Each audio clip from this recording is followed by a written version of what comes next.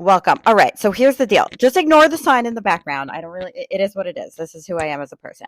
But this is one of the biggest mistakes that I see colorists make is that when somebody wants a really bold dimensional look, they overfoil, they don't leave enough negative space in between, and their sections are too thin. Now, in this case, I don't need a ton of lift because we're going for a coppery look. You might want to do slightly smaller back to back foils if you need a ton of lift. You want to go super, super blonde. But look how thick these slices are. And I am just going all the way from the nape of the neck all the way to the front of the head with wide foils and just taking these really thick slices.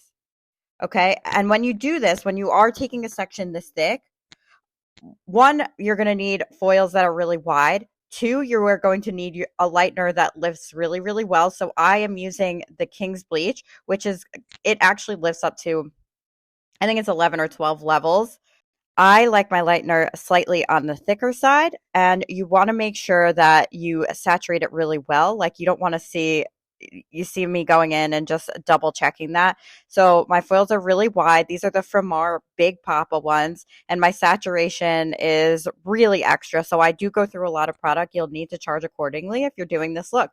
But I think the key here is just to make sure that one, your sections are thick enough that your slices are not going to get lost in the sauce because that happens a lot. So you want to make sure that they're nice and thick. And if you need a ton of lift, just do two back-to-back ones rather than one thick one like I'm doing here. I only need to get this to a level 8, so I don't really need to worry about that. And it's still going to lift even.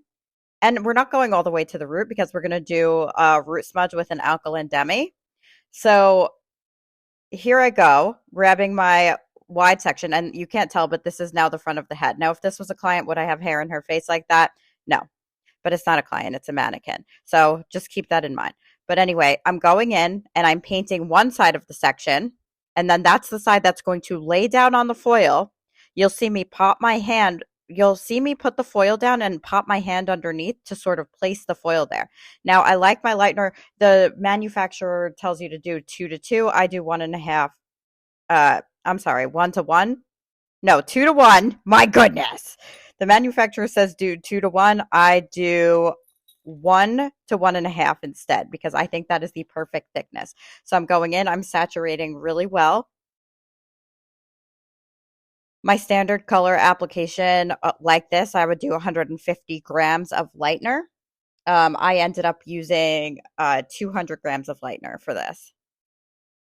I charge 20 extra for each bowl of color or each bowl of lightener. And then I'm not going to lock it because I don't want it to be too tight. But now check out this next section. All right, so this is how I work through the head. And there's also a couple of foils on the side there, you could tell, that are also really, really thick. Those are just a face frame. That part of the face frame. So I'm going to leave out plenty of hair here. Plenty of hair behind it, so I have that negative space. And don't be so obsessed with like the measurements of it that you don't actually, that is, you could get so lost in overthinking. Let me just tell you, you can't even freaking tell that there's like a different amount of space left between each section. You think I sat there and measured with this brain? Absolutely not. Lay it down. Make sure that it sticks there really well. You'll see me stretch the hair out so that it evenly lays down on the foil. I do that all the time when I'm taking wide sections like this. You see me fumbling, it's because I have a habit of standing in front of the camera and I'm really trying hard not to do that. Now, you can take thicker sections if your lightener is this thick and you saturate both sides of the section. And I think that that is something that people sleep on all the time. And I don't know why, because I've been doing it for years and I've been showing you, but you're still sleeping on it and I have no idea why.